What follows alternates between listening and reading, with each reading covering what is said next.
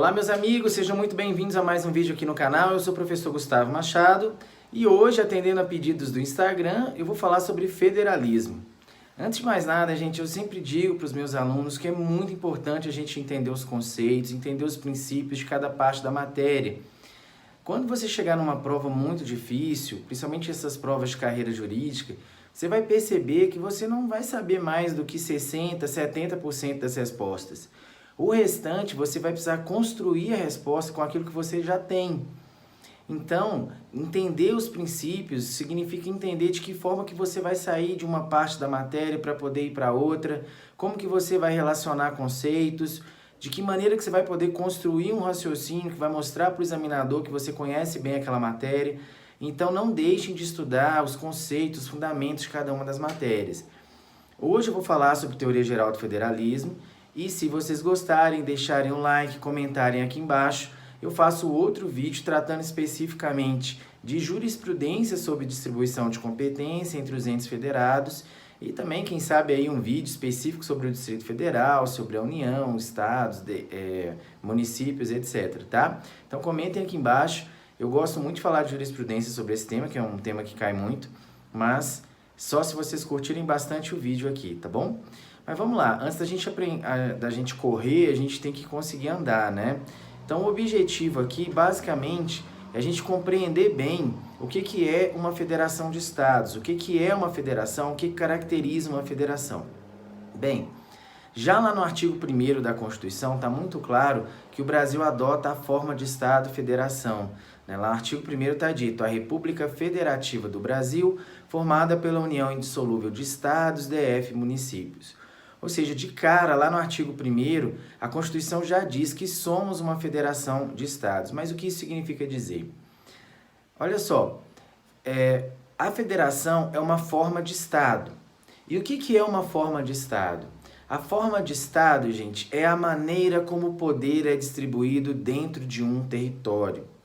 Então imagine o território do nosso país aqui. De que maneira que o poder foi distribuído aqui dentro? O poder foi distribuído aqui dentro na forma de uma federação, tá? Então vamos tentar compreender o que caracteriza essa forma de Estado. Olha só, há dois tipos básicos de formas de Estado. E aqui eu vou utilizar uma classificação que eu gosto muito de um professor meu lá da faculdade chamado José Luiz Quadros de Magalhães. Gosto muito dessa classificação dele, acho que é a que é mais profunda aí pra gente, então vou seguir essa classificação dele, tá? Quando a gente pensa em formas de Estado, basicamente a gente tem o Estado unitário e o Estado descentralizado. Vamos focar no Estado unitário primeiro. O que é um Estado unitário? O Estado unitário é aquele que possui uma única esfera de governo dentro daquele território. Há uma única fonte de onde emana o poder. Então, se você pegar aquele território inteiro, você vai ver que existe só uma esfera de governo ali dentro. Uma única fonte de poder. Isso é que vai caracterizar um Estado unitário. O Estado unitário, ele pode ser simples, pode ser desconcentrado e pode ser descentralizado. No Estado unitário simples, você tem um território que não possui nenhuma divisão territorial para fins administrativos. Nenhuma divisão territorial para fins administrativos. É um modelo de Estado praticamente hipotético, porque é muito difícil a gente imaginar um Estado que não tenha nenhuma divisão territorial, não tenha cidades, não tenha bairros, não tenha nada.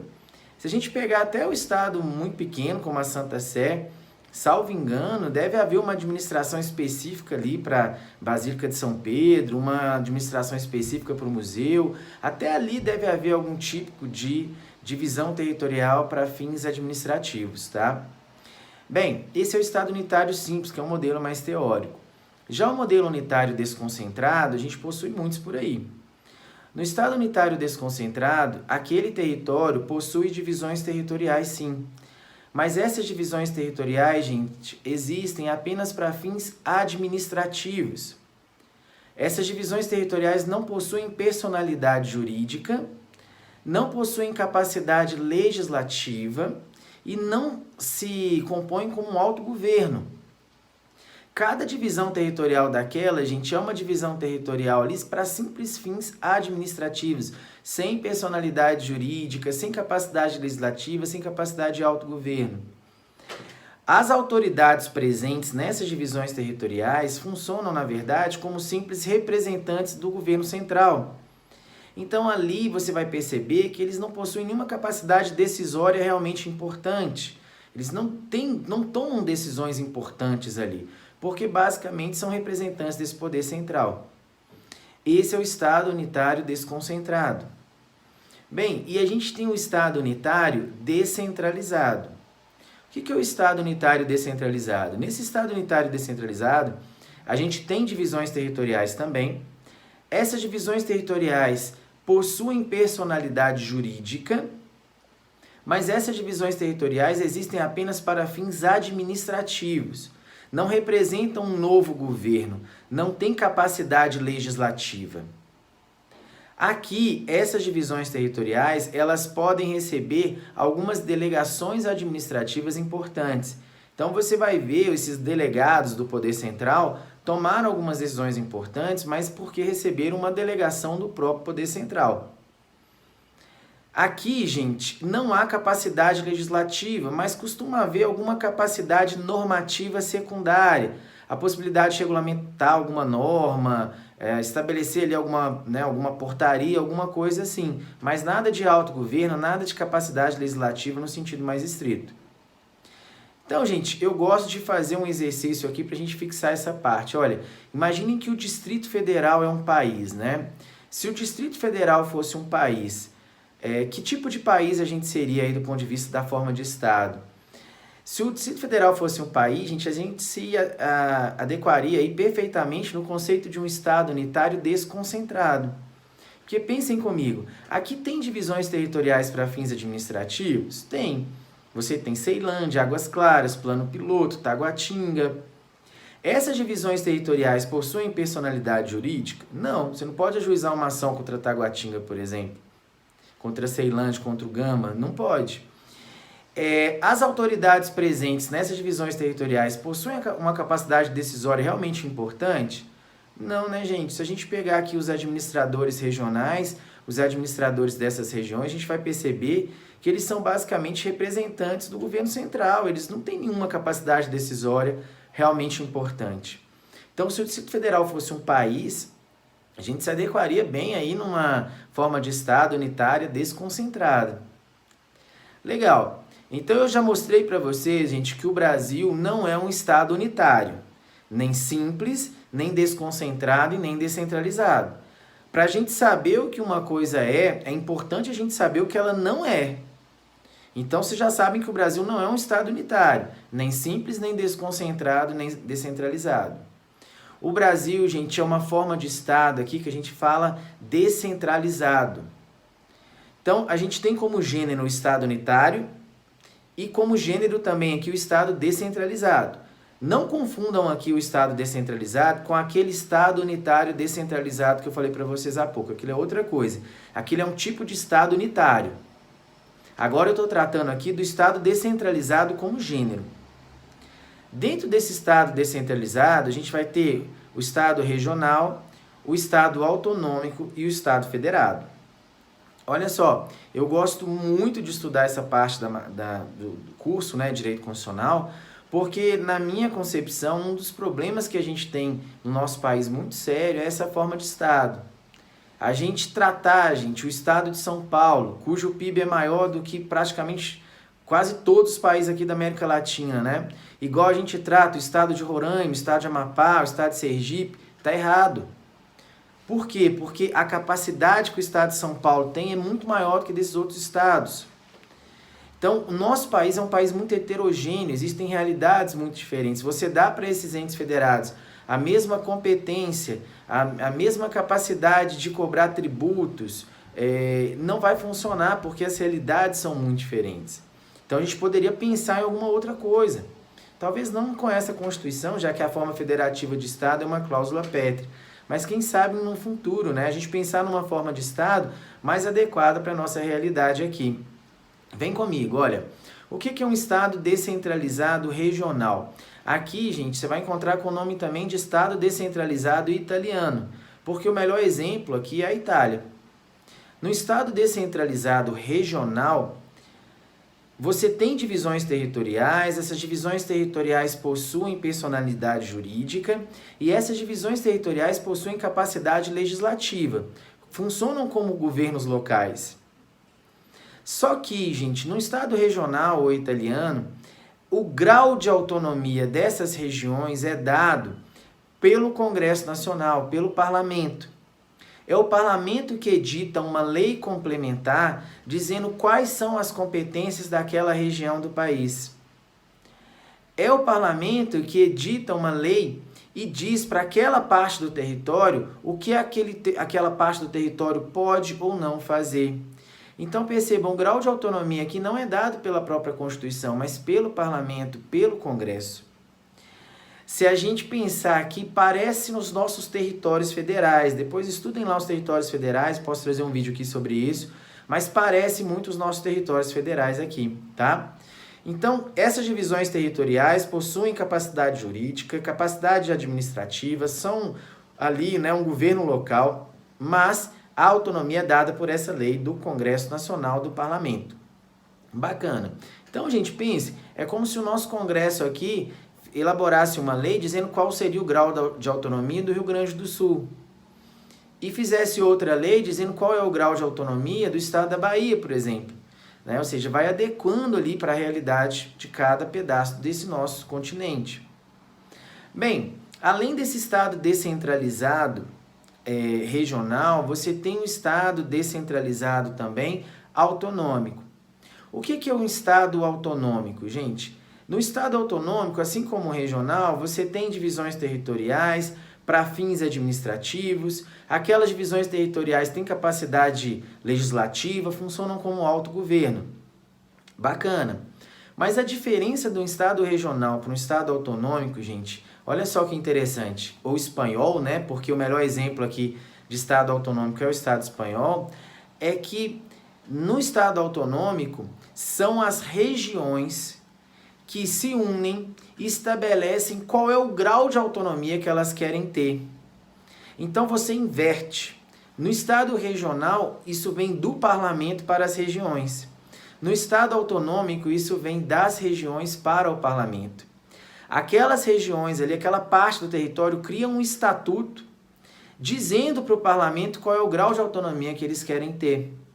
E aí o parlamento, considerando que aquele estatuto é compatível com a Constituição do país, o parlamento vai ou não aprovar o estatuto daquela parte do território. Então aqui basicamente a gente tem uma inversão, né? É a parte ali do território que diz para o parlamento qual o grau de autonomia que ele quer ter, e não o contrário. Bacana, gente. Então olha só, na hora da prova para dar o show, hein? Você já sabe que o Brasil é um estado federado. Então você já sabe que o Brasil não é um estado unitário, nem simples, nem desconcentrado e nem descentralizado. Você já sabe também que o Brasil não é um estado descentralizado, nem regional, nem autonômico. Nós somos um estado descentralizado, federado, tá? E o que isso quer dizer? Antes de mais nada, gente, como todo estado descentralizado, aqui convive mais de uma esfera de governo.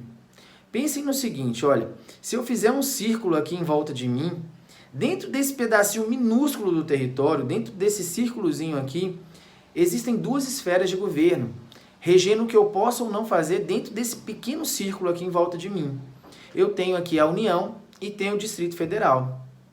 Se eu tivesse em qualquer outro lugar do país, eu teria 3 esferas de governo atuando nesse pequeno círculo. A União, o Estado e o município, atuando aqui dentro desse pequenininho círculo aqui em volta de mim. Então a ideia de um Estado descentralizado é que dentro daquele território existe mais de uma esfera de governo, há mais de uma fonte de onde emana poder. Bem, o Estado federado, gente, como todo Estado descentralizado aqui, ele também tem divisões territoriais, com personalidade jurídica e capacidade legislativa, capacidade de autogoverno, tá? Como todo Estado descentralizado. Mas vamos ver quais são aquelas características fundamentais de uma federação. Você vai ver que isso aí vai variar de doutrina para doutrina, né? Não é unânime isso aqui. Mas existem 3 características, e eu arriscaria dizer uma 4ª também, que eu quero falar para vocês qual é, mas eu vou deixá-la de fora aqui por enquanto, vou falar das 3 primeiras, tá? E essas 3 características você vai encontrar sempre numa federação. A gente costuma dizer que não existem 2 federações iguais no mundo. Se você pegar a Federação Brasileira, ela é diferente da canadense, que é diferente da americana, que é diferente da alemã, que é diferente da suíça. Cada federação é uma, tem suas características próprias. Mas essas características você sempre vai encontrar. Quais são elas? A primeira característica, gente, é a indissolubilidade. Também chamada aí de vedação do direito de retirada, ou vedação do direito de secessão. O que é isso, né? O que é essa indissolubilidade? A indissolubilidade significa, gente, que a nossa federação é formada por entes federados que formaram um pacto eterno, inquebrável, indissolúvel. Nenhum ente da federação pode deixar a federação. Isso é impossível, porque é um pacto indissolúvel, é eterno, inquebrável. Aliás, se algum ente da federação quiser sair da federação, ele pode até sofrer a intervenção federal. Ele não pode deixar a federação. É um pacto eterno, é um pacto indissolúvel. Vedação do direito de retirada, vedação do direito de secessão. Bem, a outra característica marcante da nossa federação, gente, é a autonomia dos entes federados. Todo ente federado tem autonomia. Autonomia administrativa, que é a capacidade de gerir os seus recursos humanos e materiais, seus servidores, seu patrimônio, etc. Então, cada parte aqui do nosso território, cada ente federado tem essa autonomia administrativa. Cada ente federado, gente, também tem autonomia financeira, como minha mãe dizia, né? Minha mãe diz, né, Dona Ivete, enquanto comer do meu feijão e morar debaixo da minha casa, quem manda sou eu, né? Então, é mais ou menos a mesma coisa aqui na federação. O que é essa autonomia financeira? É a capacidade de arrecadar os seus próprios recursos e de decidir como gastá-los. É igual a gente mesmo, né? Quando você ganha autonomia financeira, quando você começa a ganhar o suficiente para se sustentar, e aí você começa a decidir o que fazer com o seu dinheiro. Então, dentro de uma federação, você tem autonomia administrativa e autonomia financeira também. São os estados que arrecadam seus recursos e, através das suas leis orçamentárias, decidem como vão gastar esses recursos. E por último, gente, a gente tem aqui a chamada autonomia política. Cada ente federado se autoconstitui através das suas constituições e elabora as leis para cuidar dos assuntos do seu interesse. Então, cada ente federado aqui se autoconstitui através das suas próprias constituições e elabora as leis para cuidar dos assuntos do seu interesse. Então, numa federação, você tem a indissolubilidade e você tem a autonomia administrativa, financeira e política. Bem, você pode estar se perguntando, Gustavo, mas no estado regional e no estado autonômico, existe também um pacto ali indissolúvel? Existe. Dentro de um estado regional, de um estado autonômico, existe autonomia administrativa, financeira e política? Olha, gente, vou falar até mais do que na nossa federação aqui, bem mais. Se você pegar um estado autonômico lá espanhol, aquelas regiões do país ali tem um grau de autonomia muito maior do que o nosso. Nossos estados membros aqui. Bem, mas o que vai diferenciar a federação desses outros estados descentralizados? Agora, isso aqui só a federação tem. Olha só, em uma federação, as competências dos entes federados são retiradas diretamente da própria Constituição Federal. É a Constituição Federal que constitui a federação. É a própria Constituição Federal que diz qual grau de autonomia que cada ente federado, que cada divisão territorial vai ter. Então, gente, isso você vai encontrar só na federação. É na federação que a gente vai ver isso. É na federação que a gente vai ver que as competências são retiradas diretamente da Constituição. É por isso que é uma heresia jurídica enorme você dizer, pensar, escrever que exista hierarquia entre União, Estados e municípios. Não existe hierarquia entre eles. O que existe aqui são diferenças de competências entre eles e não diferença hierárquica. Você pode falar em hierarquia de normas, hierarquia da Constituição Federal, diante de uma Constituição Estadual, diante de uma lei orgânica do município. Você pode falar em hierarquia de normas, mas não falar em hierarquia entre entes federados, porque cada um tem sua esfera de competência própria, vinda da própria Constituição Federal. É por esse motivo que o município pode impetrar um mandado de segurança contra a União e se sagrar vencedor naquela ação. Por quê? Porque não tem hierarquia, porque se tivesse hierarquia, a União mandava e o município obedecia. E não há hierarquia, gente, justamente porque cada ente federado vai retirar sua competência diretamente da Constituição. Vejam, a gente acha que conceito não é importante, mas na minha prova oral da Procuradoria de Goiás, quando eu passei lá, na minha banca de constitucional, a banca era o seguinte: você entrava numa sala e aí você tinha lá 2 examinadores por matéria. E na prova de constitucional, você sorteava um tema na hora lá, tinha uma caixinha com os papeizinhos e você sorteava o tema na hora. Aí eu sorteei o tema lá, saiu para mim Estado membro. Falei, aí ele me deu 5 minutos para eu falar sobre Estado membro, eu falei tudo que eu lembrava. A primeira pergunta que ele me fez foi a seguinte, foi: doutor, e a banca normalmente te trata por doutor, você trata a banca por excelência, tá? Aí ele me perguntou, falou: doutor, qual é a diferença entre uma federação de estados e uma confederação de estados? Olha, gente, uma questão totalmente conceitual. E a resposta já está aí, você já sabe a resposta, você precisa construir agora com o que você tem. Olha só, uma federação, gente, é formada por um pacto indissolúvel entre entes federados. Já uma confederação de estados, não. Uma confederação de estados é formada por uma união ali, mas qualquer estado, parte daquela confederação, pode deixar a confederação a qualquer momento. E sabem por quê? Porque numa federação eu tenho entes autônomos. Numa confederação eu tenho entes soberanos.